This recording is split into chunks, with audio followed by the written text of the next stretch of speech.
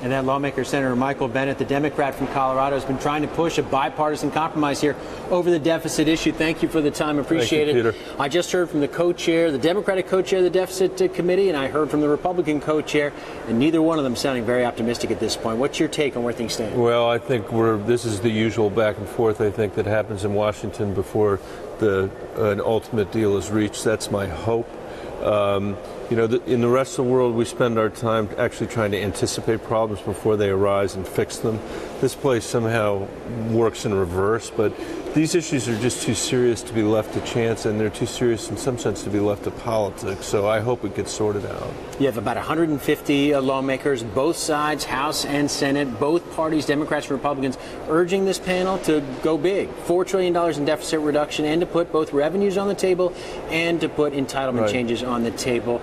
You're effectively saying to this group, we've got your political back? That's what we're saying, and we also know that the math doesn't work otherwise. In other words, the deal needs to consist of revenue, and the deal needs to consist of meaningful entitlement reform as well, and only then can we get to a place. And $4 trillion, by the way, only begins to stabilize our debt. It doesn't take us where we really need to be over time if we don't want to leave this to our kids and our grandkids.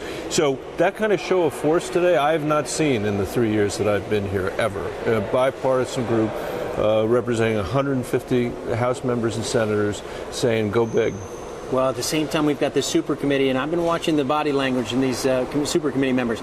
They look pretty despondent about their chances at this point. Are you all, this group of 150, prepared for Plan B? Are you all prepared to put your money where your mouth is? Basically, and put something up that might actually pass the Congress? Well, that's what I think that we ought to have an up or down vote on a bill that's drawn along the lines of what the bipartisan commissions, Bowles Simpson recommended, Rivlin Domenici recommended. This isn't rocket science. It's hard to do politically, it seems, but it shouldn't be that hard. And the American people want us to get this done.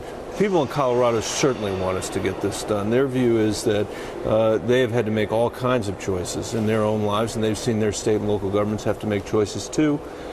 And they wonder why we seem so inclined to scream at each other instead of work together. And I think that's what the other people that were there today are hearing from their constituents as well. You worked in the financial sector. You have a good sense of markets here. What do you think the market reaction might be if the super committee, in fact, does not come up with a deal that cuts at least $1.2 trillion? I'm worried a lot about that reaction. I think that expectations are pretty low for Washington's ability to get anything done, which is sad in and of itself, a reflection of our 9% approval rating in Congress, which is well-deserved, in my opinion. But what I'm more worried about is that if we don't lead, if the United States does not lead here and something happens in Europe, the contagion will come here, and then we're likely to have another recession, and it's just something the people I represent cannot go through again.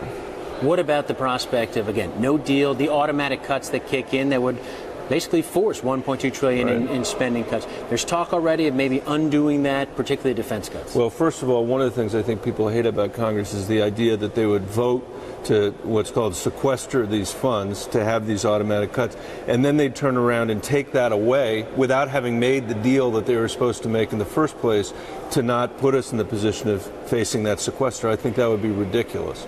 I also don't think those sequesters are going to go into effect, because they don't go into effect until January 13. And if we can't get our work together, or act together now, there's going to be another opportunity to do it because the Bush tax cuts expire and other things happen. My concern is that between now and then, a lot of bad things could happen in the capital markets all around the world, and I would like us to be in a position of strengthening our balance sheet rather than waiting for the catastrophe to happen and then react with a set of policy choices that are going to be even more politically difficult than the ones we're facing today. All right, Senator Michael Bennet, appreciate it as always the time. The Thanks. Democrat from Colorado. Good to see you, Peter. We've got the super committee, Mark, 1 week away from their deadline.